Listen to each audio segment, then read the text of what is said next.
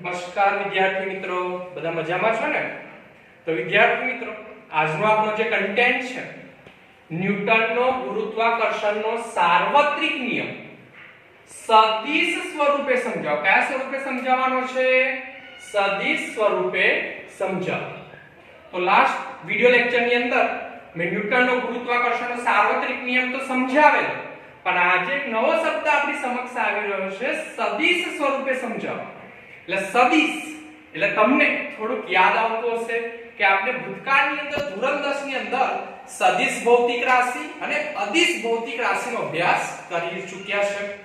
તો સદિશ ભૌતિક રાશિ અને અદિશ ભૌતિક રાશિ એટલે શું થોડુંક યાદ કરાવી દઉં. તો સદિશ ભૌતિક રાશિનો મતલબ એવો થાય કે જે ભૌતિક રાશિને દર્શાવવા માટે મૂલ્યની સાથે દિશાની પણ જરૂર પડે. મૂલ્ય તો ખરું જ, પણ સાથે દિશાની જરૂર પડે તો તેવી ભૌતિક રાશિને આપણે સદિશ ભૌતિક રાશિ બોલીએ છીએ. અને અદિશ ભૌતિક રાશિ તો જે ભૌતિક રાશિને દર્શાવવા માટે ફક્ત ને ફક્ત મૂલ્યની જરૂર પડે પરંતુ દિશાની જરૂર પડતી નથી, તેવી ભૌતિક રાશિને અદિશ ભૌતિક રાશિ કહીએ છીએ. તો વિદ્યાર્થી મિત્રો, તમારા મનની અંદર પ્રશ્ન થતો હશે કે હવે સદિશ સ્વરૂપે શા માટે જાણવાની જરૂર છે? તો ઓલરેડી વિદ્યાર્થી મિત્રો તમને ખબર જ છે કે ગુરુત્વાકર્ષણ ચેપ્ટર ધોરણ 9 ની અંદર તમે અભ્યાસ કરી ચૂકેલા છો, પરંતુ અત્યારે 11 સાયન્સ ની અંદર ગુરુત્વાકર્ષણ જે ચેપ્ટર છે એને આપણે ખૂબ જ ઊંડાણપૂર્વક ગાણિતિક સૂત્ર સાથે અને એપ્લાય કરતા પણ શીખવાનું છે. તો ગુરુત્વાકર્ષણ બળ, તો આપણે ગુરુત્વાકર્ષણ શબ્દને થોડાક સમય માટે સાઈડ પર મૂકીએ. આપણે પહેલા ડિસ્કસ કરીએ બળ.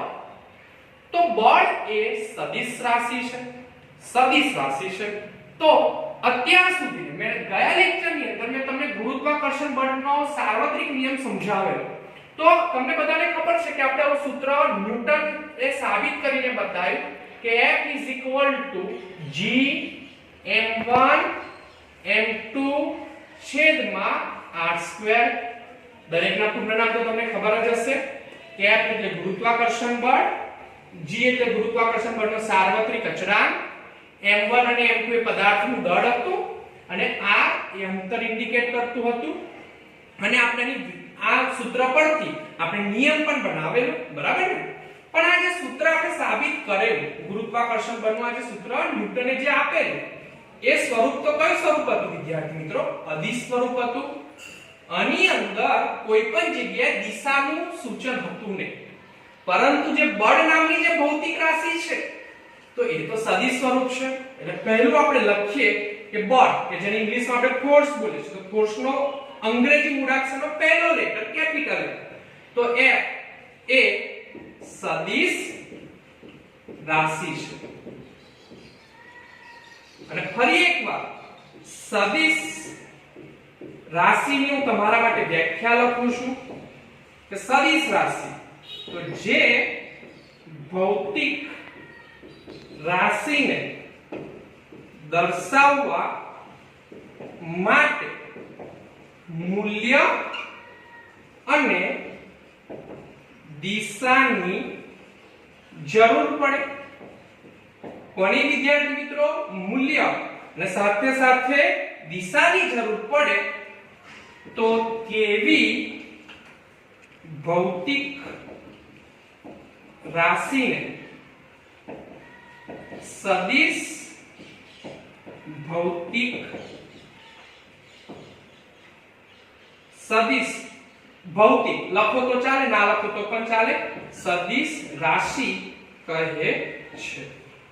સમજ પડી કે ના પડી? તો હવે આજે આપણું ગુરુત્વાકર્ષણ બળનું જે અદિશ સ્વરૂપે સ્વરૂપ બતાવેલું છે એને આજે આપણે સદિશ સ્વરૂપે કેવી રીતે લખાય તેને સમજવાનો પ્રયત્ન કરવાનો છે. તો સદિશ ને સમજવા માટે સદિશ એ ફિઝિક્સમાં આપણું એક આખું ચેપ્ટર છે. હવે આજે તો એના પર મારે ટૂંકી માહિતી સમજાવવાની છે. જ્યારે તમે આખું ચેપ્ટર ભણશો તો સદિશોના સરવાળા, બાદબાકી, ગુણાકાર, ભાગાકારના નિયમો દેખશો. સાથે સાથે સ્થાન સદિશ આવશે, એકમ સદિશ આવશે, ઘણી બધી વાતો આવશે. પરંતુ આજે થોડી સદિશોની હું ટૂંકમાં એનું વિવરણ તમને સમજાવીશ. તો આ થોડું સમજી લેજો વિદ્યાર્થી મિત્રો, તો ગુરુત્વાકર્ષણનો જે સદિશ નિયમ છે એને સમજવામાં આપણને સરળ પડે. તો પહેલા તો સદિશની જે સંજ્ઞા છે, સદિશ ઓળખાવા માટે સંજ્ઞા, તો સદિશને આપણે તીરની નિશાની, કોની નિશાની? તીરની નિશાનીથી ઓળખીએ છે, બરાબર ને?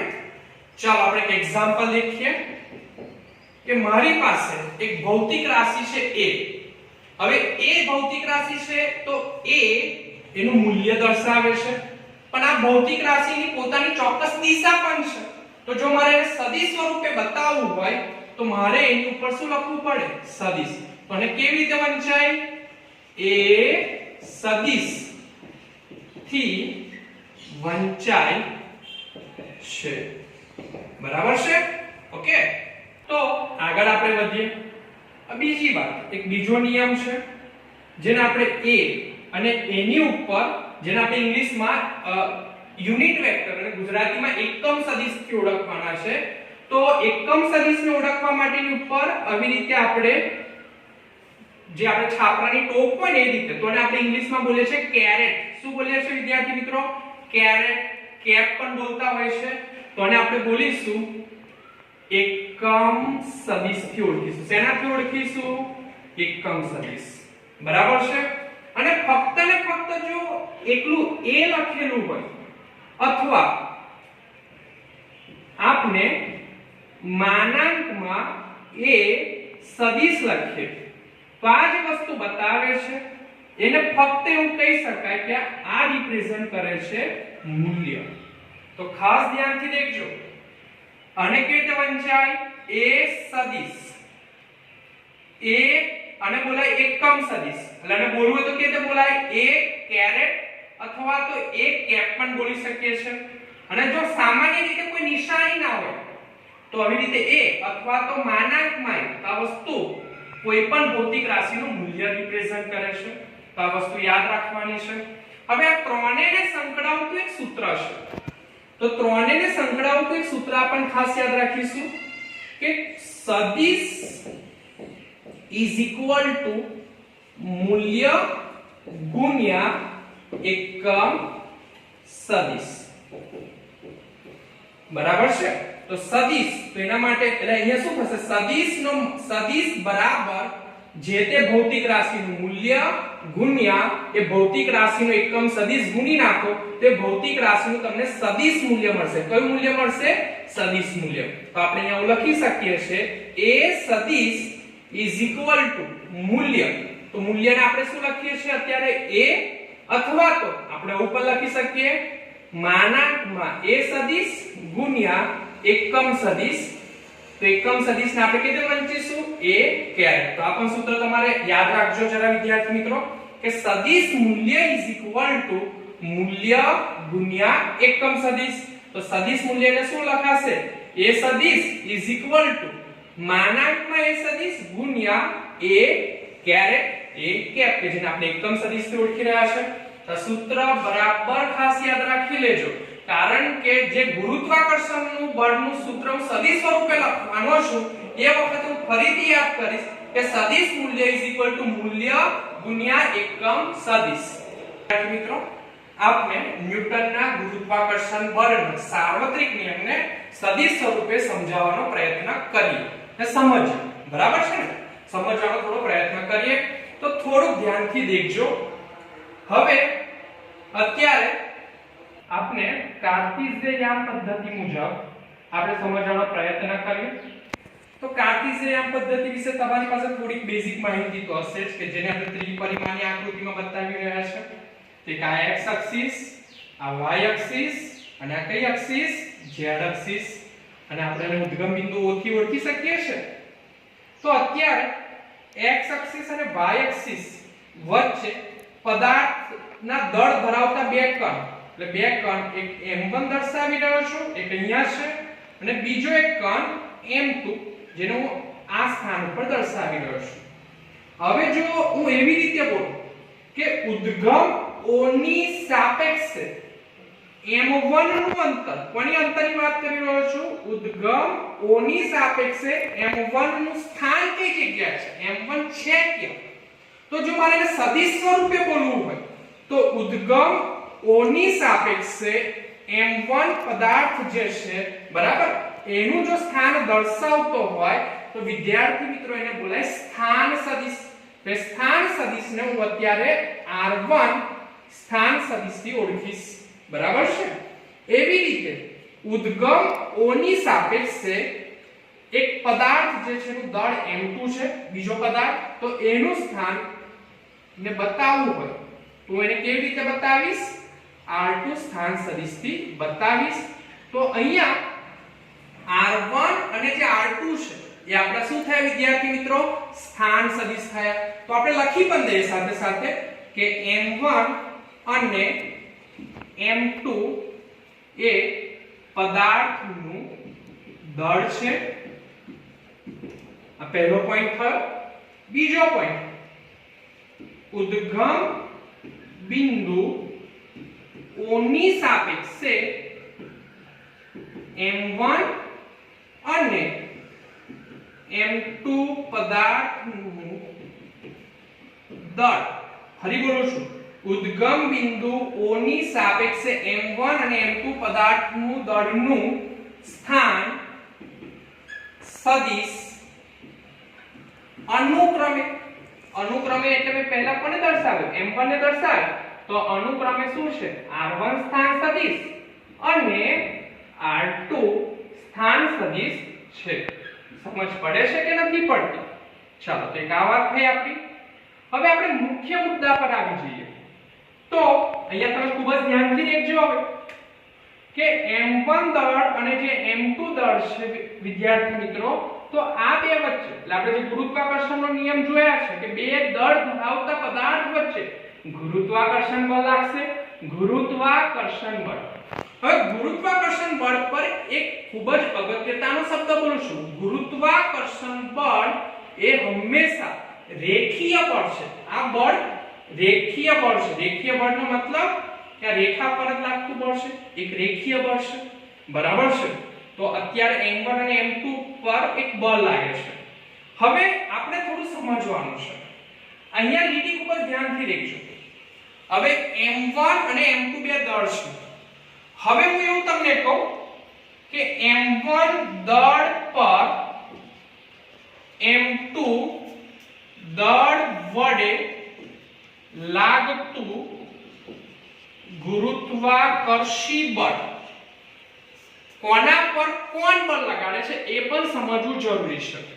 અત્યારે આ m1 દળ છે, એના પર કોણ બળ લગાવે છે વિદ્યાર્થી મિત્રો? m2 બળ લગાવે છે. કોણ બળ લગાવે છે? m2. ધારો કે અત્યારે એક આ m1 પદાર્થ છે, હું m2 પદાર્થ છું, પેન m1 પદાર્થ છે, હું m2 છું. હું આ પેન ઉપર બળ લગાવું છું. તો હું બળ લગાવું છું તો આ પેન કોની તરફ ખેંચીને આવશે? મારા તરફ ખેંચીને આવશે. તો એના માટે હું એરો જે વસ્તુ ખેંચે એના તરફ એરો મારીશું. એટલે આ તરફ એરો વાગશે. એટલે જો મારે અહીંયા લખવું એ બળ અને એને સદિશ સ્વરૂપે લખવું હોય તો એ સદિશ તો લખીશ, પણ અહીંયા નામકરણ ખાસ દેખજો. 1 અને 2, F12 આનો મતલબ શું થયો કે 1 ઉપર બળ લાગ્યું. કોને લગાવ્યું? 2એ. બરાબર છે? એટલે કે જેના પર બળ લાગે તેનો નંબર પહેલો લખો અને જે પદાર્થ બળ લગાવે એનો નંબર પછી લખીશું. આ વસ્તુ પણ યાદ રાખજો. અને જો આ બે વચ્ચેના સ્થાનનું વાત કરીએ, અંતરની વાત કરીએ તો આને ઓળખાય r12 સદિશથી ઓળખાશે. શેનાથી ઓળખાશે વિદ્યાર્થી મિત્રો? r12 સદિશથી ઓળખાશે. તો ચાલો m1 દળ પર m2 દળ વડે લાગતું ગુરુત્વાકર્ષણ બળ. તો ગુરુત્વાકર્ષણ બળને મને અહીંયા કયા સ્વરૂપે બતાવવાનું કીધું છે? સદિશ સ્વરૂપે બતાવવાનું કીધું છે ને. તો ચાલો પેલું સૂત્ર આપણે યાદ કરીએ. મેં કીધું એ કે સૂત્ર શું છે કે જો સદિશ રૂપે લખવું હોય તો સદિશ ઇઝ ઇક્વલ ટુ મૂલ્ય ગુણ્યા એકમ સદિશ. બરાબર છે? આપણે સદિશ રૂપે લખીએ તો સદિશ એટલે અહીંયા બળની વાત થાય છે. સદિશ તો સદિશ બળ અને મૂલ્ય પણ બળનું લખવાનું અને એકમ સદિશ. તો ચાલો આપણે અહીંયા લખીશું બળ કે જેને આપણે f અને અહીંયા શું નામ આપ્યું મેં 1 2 અને સદિશની નિશાની આ રીતે લખાય કે ના લખાય? તો f12 સદિશ ઇઝ ઇક્વલ ટુ એનું મૂલ્યની વાત કરીએ તો મૂલ્યનું તો સામાન્ય સૂત્ર આપણે દેખેલું જ છે ને વિદ્યાર્થી મિત્રો, g m1 m2 upon r2 બરાબર. તો આવી રીતે આપણે શું લખાશે અહીંયા g m1 m2 upon, હવે ખૂબ જ ધ્યાનથી દેખજો અહીંયા છેદમાં અંતર લખ્યો છે ને, તો આ બે વચ્ચેના અંતરને મેં શેનાથી ઓળખાયું? r12. તો અહીંયા લખીશ r12 પણ આની ઉપર આ મૂલ્ય બતાવે છે એટલે હું r12 લખું, અથવા તો મેં તમને આગળના નિયમો સમજાવ્યા તો મૂલ્ય બતાવવા કાં તો ખાલી આપણે ઓન્લી r12 લખી શકીએ અથવા તો માનાંકની અંદર r12 સદિશ અને ગુણ્યા એકમ સદિશ. તો એકમ સદિશમાં શું લખાશે? r12 એની ઉપર શું લખાશે વિદ્યાર્થી મિત્રો? કેરેટ. તો અત્યારે આ આપણું ગુરુત્વાકર્ષણ બળનું સદિશ સ્વરૂપ થઈ ગયું. તો શું લખ્યું આપણે સમજો ફરીથી? સદિશ ઇઝ ઇક્વલ ટુ મૂલ્ય ગુણ્યા એકમ સદિશ. તો મૂલ્ય શું કીધું? તો સદિશને આપણે બતાવ્યું ગુરુત્વાકર્ષણનું સદિશને આપણે લખ્યું f12 સદિશ. તો સદિશ ઇઝ ઇક્વલ ટુ મૂલ્ય તો g m1 m2 માનાંકમાં r12 સદિશ ગુણ્યા r12 કેરેટ, અથવા તો તમારે લખવું હોય તો આવી રીતે પણ લખી શકો છો f12 is equal to g m1 m2 upon માનાંક ન લખો તો પણ ચાલે r12 કારણ કે મૂલ્ય જે છે એને માનાંકમાં લખો તો તમે સાદી રીતે લખો ગુણ્યા r12 કેરેટ લખાશે. ચાલો હવે તમને અહીંયા એવો પ્રશ્ન થયો કે m1 દળ ઉપર m2 દળ વડે લાગતું ગુરુત્વાકર્ષણ બળ સર આનું ઊંધું ના હોઈ શકે? તો ડેફિનેટલી હોઈ શકે. તો એના માટે આપણે ફરીથી જરા સમજવાનો પ્રયત્ન કરીએ, ફટાફટ જોઈશું આપણે. ચાલો તો યામ પદ્ધતિ મુજબ આપણી x એક્સિસ, y એક્સિસ અને z એક્સિસ, અહીંયા આપણો કણ પડેલો છે m1, આ કણ પડેલો છે m2, આ ઉદ્ગમ બિંદુ O, આગળના જેવી સેમ વાત. તો ઉદ્ગમ બિંદુ O થી O ની સાપેક્ષે m1 નું જે સ્થાન સદિશ છે એને આપણે r1 સ્થાન સદિશ કહીશું અને ઉદ્ગમ બિંદુ O ની સાપેક્ષે પદાર્થ m2 નું જે સ્થાન સદિશ છે એને r2 સ્થાન સદિશ થી કહીશું. તો આ બે વચ્ચે આપણે જે વાત કરી એ રીતે કે આ બે વચ્ચે જે ગુરુત્વાકર્ષણ બળ લાગશે એ રૈખિક હશે. પણ અત્યારે થાય છે શું? પેલા કરતા ઓપોઝિટ. ધારો કે આપણે અહીંયા લખીએ કે m2 દળ પર m1 દળ વડે લાગતું ગુરુત્વાકર્ષી બળ પૂરું હોય. એટલે તમે ખૂબ જ ધ્યાનથી દેખજો કે અત્યારે આ m2 દળ છે બરાબર, એના પર બળ લાગે છે. કોણ લગાવે છે? m1. તો મેં હમણાં જ તમને જે કીધું એ રીતે કે જે બળ લગાવે મતલબ સમજવાનો પ્રયત્ન કરો કે આગળના કેસની અંદર આ પેન m1 જ હતી અને હું m2 હતો. તો મેં m1 ઉપર બળ લગાડ્યું તો મેં લગાડ્યું હું m2 હતો તો એરો દેખો હું જે પદાર્થને ખેંચું તો મારા તરફ જ આવે ને, તો એરો મારા તરફ હતો. પણ હવે સમજો કે આ m1 પદાર્થ છે મને ખેંચે છે તો હું કોના તરફ જઈશ? હું m1 પદાર્થ તરફ જઈશ. તો m1 પદાર્થ એટલે એરાની નિશાની જે ખેંચે એના તરફ એરો આવે. મતલબ જે ખેંચીને જે બળ લગાવે તો બળ કોણ લગાવે છે? m1 લગાવે છે તો એના તરફ એરો આવે. કોના પર લાગે છે? m2. તો અહીંયા લખવું હોય તો જો બળનું મૂલ્ય લખવું તો લખાશે શું લખાશે કે જેના પર બળ લાગે તે પહેલું એટલે બીજા પદાર્થ પર લાગે છે. કોણ લગાવે છે? પહેલા પદાર્થ પર લાગે છે તો એનો પછી નંબર. તો અહીંયા લખીશું f21 સદિશ. તો તમે બેનો ડિફરન્સ જોઈ શકો છો. એ f12 સદિશ હતું, અહીંયા લખીશું f21 સદિશ. અને આને લખીએ તો અંતરની વાત કરીએ તો r21 સદિશ થી લખાશે. તો વિદ્યાર્થી મિત્રો ચાલો હવે આપણે ફરીથી બતાવીએ કે સદિશ બળ ઇઝ ઇક્વલ ટુ શું લખાય? મૂલ્ય બળનું ગુણ્યા એકમ સદિશ. બરાબર છે ને?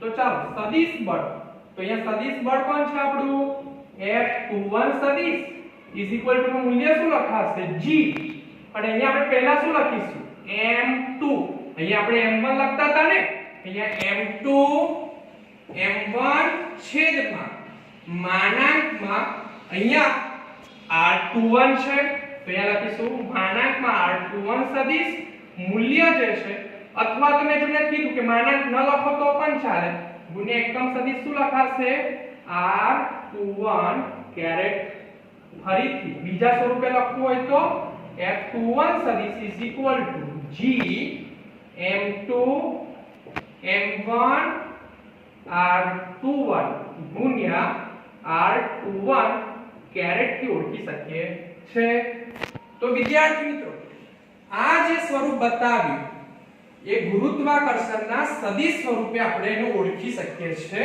આ બે જે છે ગુરુત્વાકર્ષણના સદિશ સ્વરૂપે ઓળખી શકીએ છે તો નમસ્કાર વિદ્યાર્થી મિત્રો આજનો મારો વિડિયો લેક્ચર અહીંયા પૂરો કરું છું જય હિન્દ જય ભારત થેન્ક યુ